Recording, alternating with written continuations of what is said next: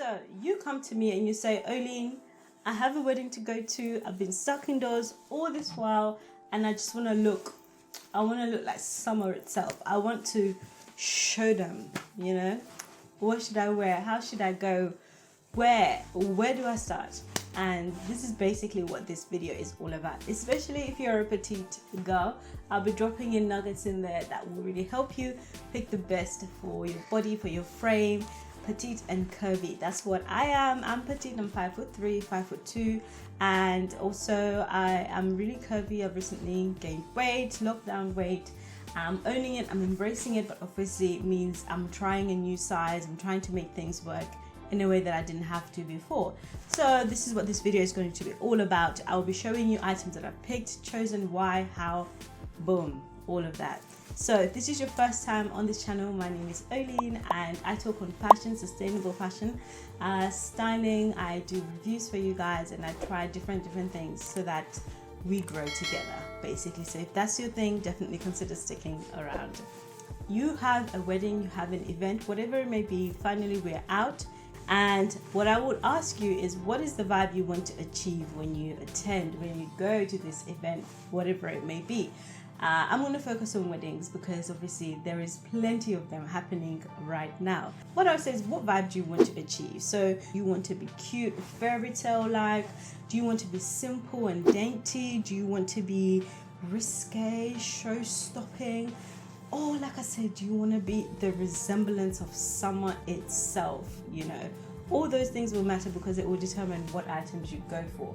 That will tell me as well your comfort level and what you want or what you don't want, what you can't and can do. Yeah?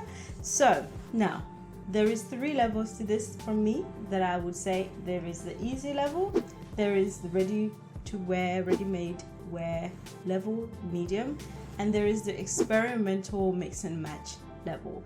And I'm going to be demonstrating all 3 today for you. So let's start with the easy level. I would say easy level is, okay, taking a basic that you love in your wardrobe and rocking it, but amplifying your accessory, your makeup, your hair and shoes. Okay, so your bag, accessory, your jewelry, earrings and necklaces, bracelets, whatever you may choose it to be, that should be where the focus is on the game of this particular level, the easy level. So you may have something already in your wardrobe and you do not want to get anything new. You want to make it work with your existing wardrobe. And how do you do that?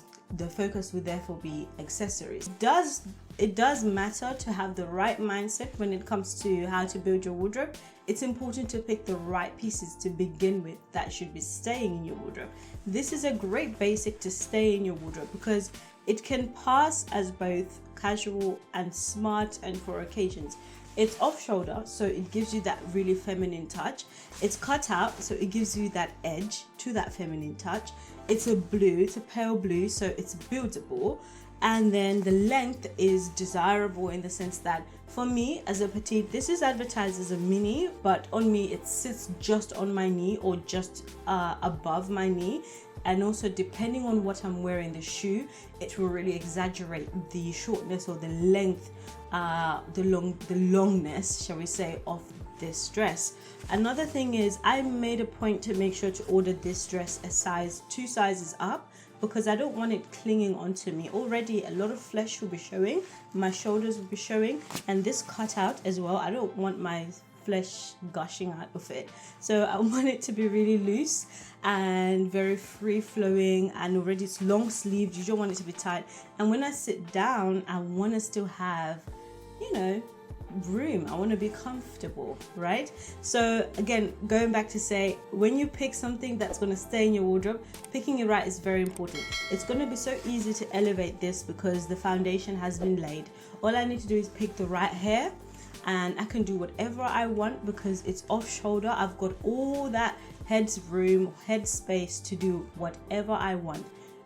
Curly hair, straight hair, an updo, anything I do is going to be extremely apparent. It's going to be very visible because it's off shoulder, and then I have all of my neck to do whatever I want to do. in terms of necklaces and jewelry, and all of my ears will be on show, again depending on the hair. But again, the foundation has been laid.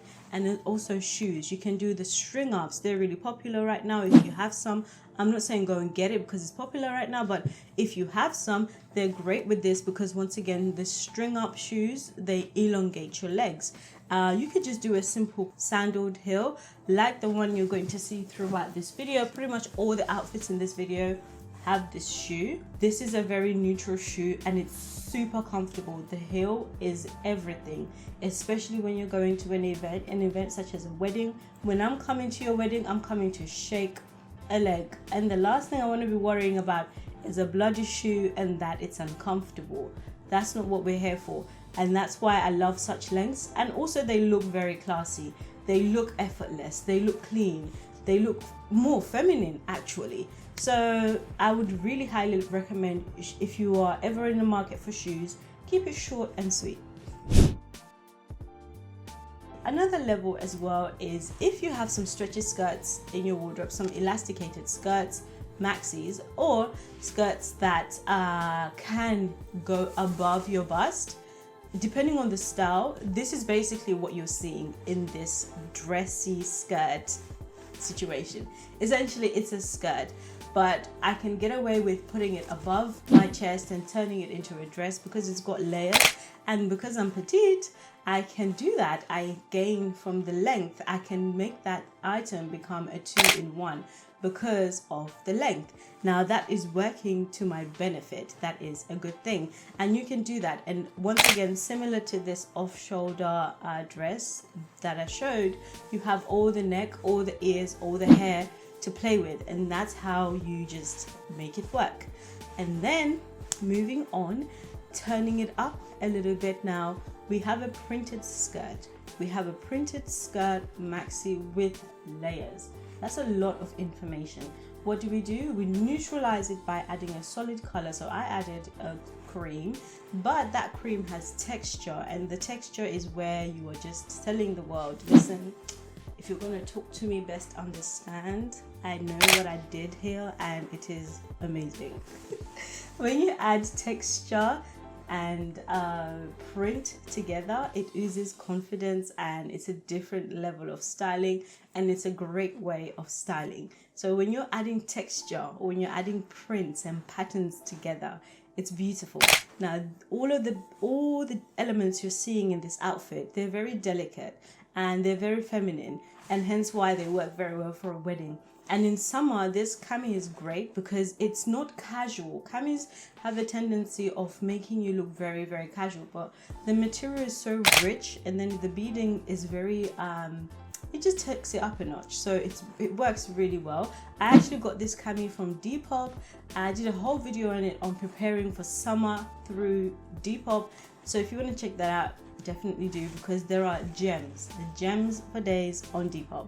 You just need to know how to look, and that's what that video is all about. So in that video, I've got that top, and it works really well with this skirt because you're introducing some texture to a very busy skirt, but the texture is on a solid color, so it's subtle, it calms it all down. Now to really, marry the two, you are going to need a belt. You need a belt, and the belt I chose is neutral. I'm sure I could have picked other belts, a brown belt or a colored belt, the color of some of the print colors in the skirt, a pink belt, a purple belt, but I don't have those. I have a neutral nude belt which goes with the shoes, so that worked.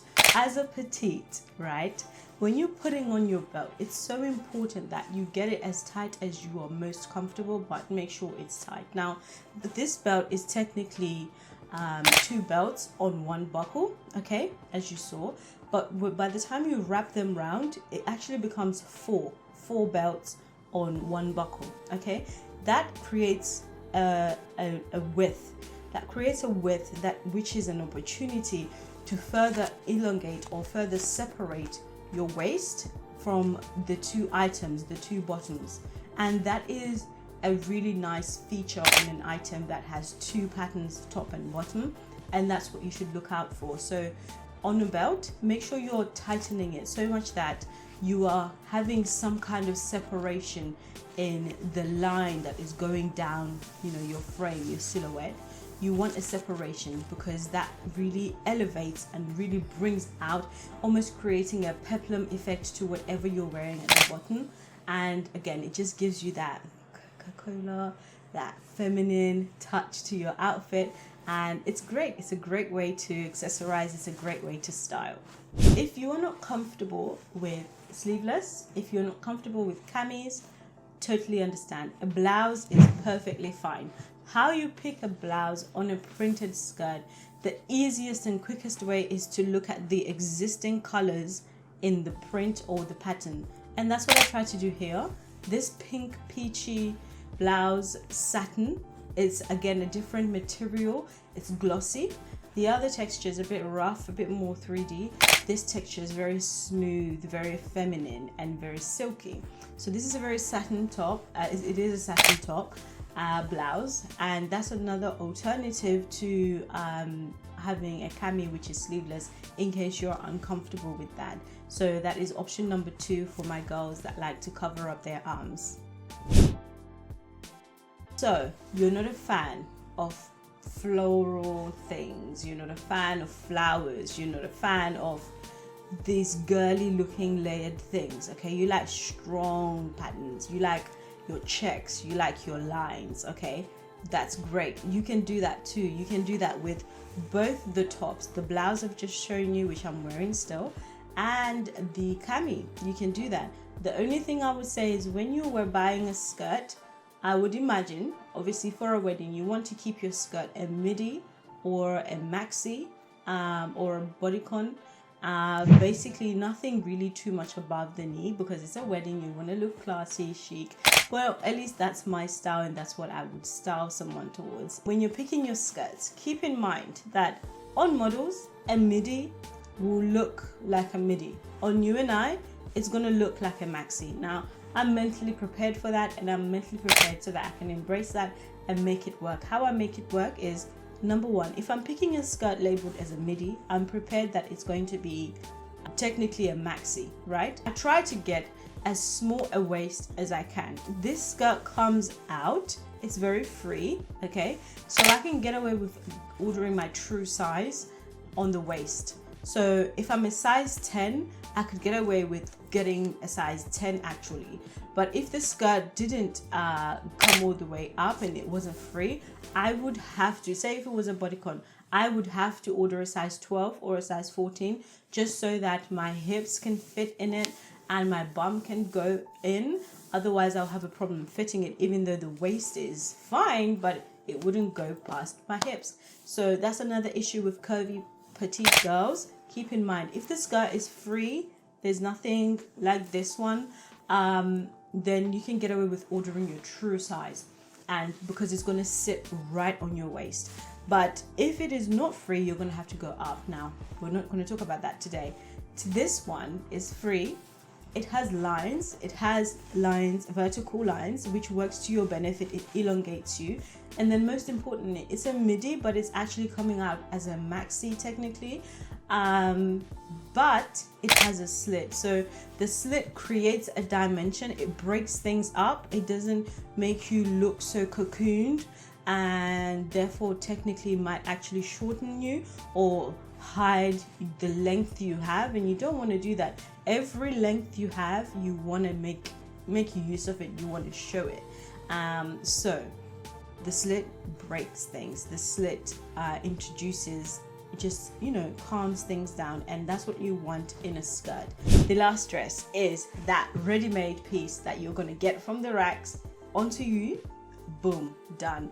And all you need to think about is accessories, shoes, and your bags. Okay, and this dress is great. This type of dress is great. The only downside is obviously once you've worn it, what else? Like what else? Where else? In fact, rather, where else? There's not much versatility in such a dress, but it's beautiful. So before I go on to the how to make a versatile part, let's talk about when you're picking a busy dress. Try look for an addition rather than just it being busy. What else does it have to offer? For this dress, I would say the length is what it has to offer.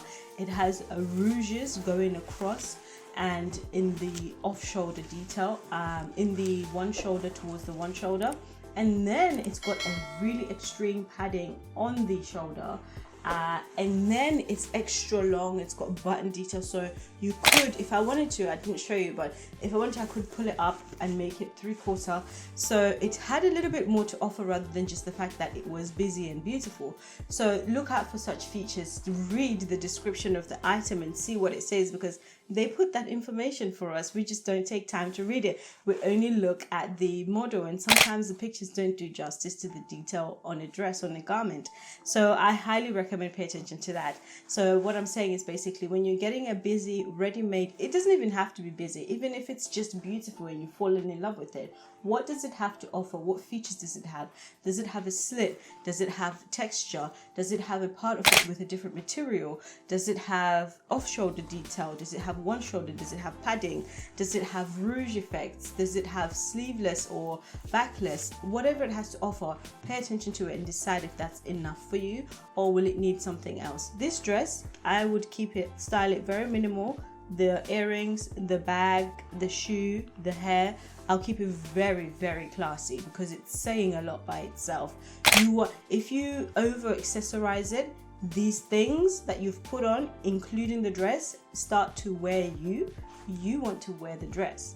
You want to wear it. You don't want it to wear you. In terms of versatility, there's very little you can do other than perhaps waiting a couple of months to wear it again, or selling it on Depop, or passing it on to a loved one, or giving it to a friend, or swapping it with somebody because it's really busy. I would say you could cover the top or you could cover the bottom. Actually, this one does have a bit of stretch in it, so you could maybe cover the bottom and just wear it as a top only. You could do that. You could do that actually, now thinking about it. The material is really stretchy. Thank you so much for staying to the end. I love you for that. I really appreciate you. If you've stayed this far, it means me and you are good. Me and you can be friends. Subscribe, stick around. Thank you so much. Consider subscribing if you love this sort of content. I'll put some videos for you to pick from because I know it takes 2 or 3 videos to you decide if you want to subscribe. And yeah, stick around. I'll see you next time, which is going to be next week Sunday at 6 p.m. Mwah.